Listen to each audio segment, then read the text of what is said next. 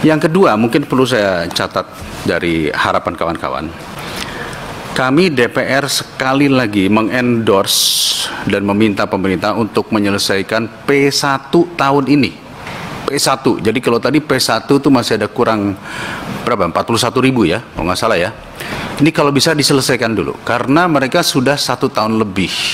Dan banyak diantaranya juga mereka bahkan sudah tidak menerima gaji. Ya, terutama nih yang kawan-kawan dari swasta yang kebetulan mengikuti, itu sudah dibuang oleh sekolahnya. SK nggak ada, gaji nggak ada. Jadi mereka boleh dikatakan kondisinya juga morat-marit. Berikutnya, ini ada poin yang perlu saya sampaikan. Tolong selesaikan masalah hijrahnya guru-guru swasta ke P3K. Jumlahnya ternyata cukup besar, 60%. Saya tidak tahu di P1 atau di P2, di PG1 atau di PG2, tapi jumlahnya cukup besar. Dan kami sudah menerima di sini semua organisasi-organisasi sekolah swasta yang mengatakan bahwa investasi kami kepada guru-guru terbaik di swasta itu berpindah. Akhirnya mereka harus mencari guru baru dan timbullah dikotomi. Sementara yang guru-guru negeri tidak mau hak-hak mereka terambil dari guru swasta. Menurut saya ini harus diselesaikan. Karena terjadi dikotomi ini akhirnya terjadi konflik di antara mereka. Jadi silahkan, mau PG1 dulu selesaikan dulu, lalu PG2 selesaikan dahulu. Lalu bagaimana dengan yang swasta? Karena kalau yang swasta ini dikasih urutannya paling akhir pun, mereka sudah dikeluarkan dari sekolahnya dan tidak dapat gaji. Jadi juga perlu harus kita selesaikan. Tambahan satu lagi buat Ibu Nunu. Memang benar kata Pak Fikri tadi, non ASN berikutnya ini bentuknya apa? Karena kan honorer tidak boleh.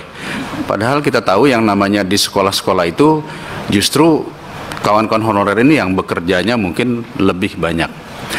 Dan sedikit saja, tolong sampaikan kepada Kemenpan RB atau Kemendagri, saya lupa, kenapa P3K seragamnya dibedakan daripada yang ASN?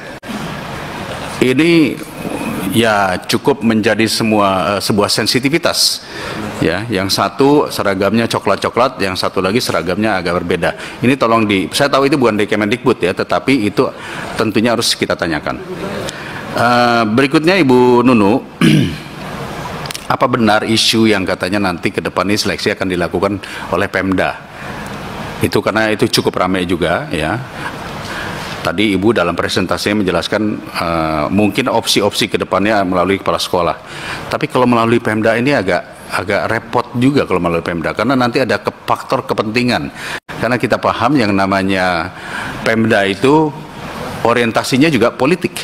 Jadi ini penting sekali untuk kita pikirkan ya. Beberapa formasi-formasi seperti PKWU, prakarya, kewirausahaan, bahasa Inggris, itu nggak ada formasinya karena dianggap gemuk dan kemudian tidak muncul.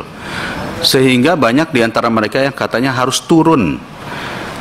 Padahal justru mereka masuk itu awalnya adalah karena mereka mau tidak mau harus belajar tentang PKWU atau yang lain-lain karena guru lain tidak ada pada saat itu. Tapi sekarang tiba-tiba mata pelajaran seperti itu dianggap gemuk dan tidak ada linearitasnya.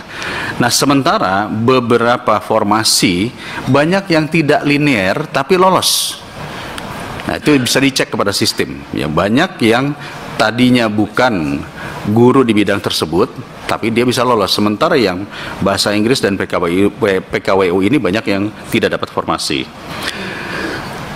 Terakhir, Ibu Nunu, kami mengapil time frame. Jadi lini masa penyelesaian PG1 harus selesai tahun ini. Tahun ini berarti tersisa adalah 2 bulan.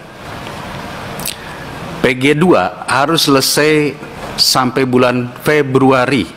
Kan PG2-nya itu kurang lebih sekitar berapa tadi, 20 sekian ribu ya. Itu bulan Februari. Jadi kita masih punya kesempatan untuk mendorong pemerintah-pemerintah daerah. Dan pemerintah daerah harus membuka DAU dan DAK pendidikannya dipakai untuk apa? Karena itu kami perlu tahu. Dan yang terakhir, memang apa yang menjadi kebijakan yang baik. Kami katakan kebijakan yang baik, 1 juta kesempatan untuk mengisi posisi guru ini sudah dilaksanakan dengan baik, tetapi koordinasi lintas lembaga memang ini kelihatannya menjadi ego masing-masing. Dikarenakan apa? Dikarenakan belum terjadi koordinasi dengan baik. Makanya saya mengusulkan sekali lagi bahwa sebaiknya dipimpin oleh Wakil Presiden atau Menko, baik itu Menko PMK atau yang berhubungan dengan Kemendagri nantinya.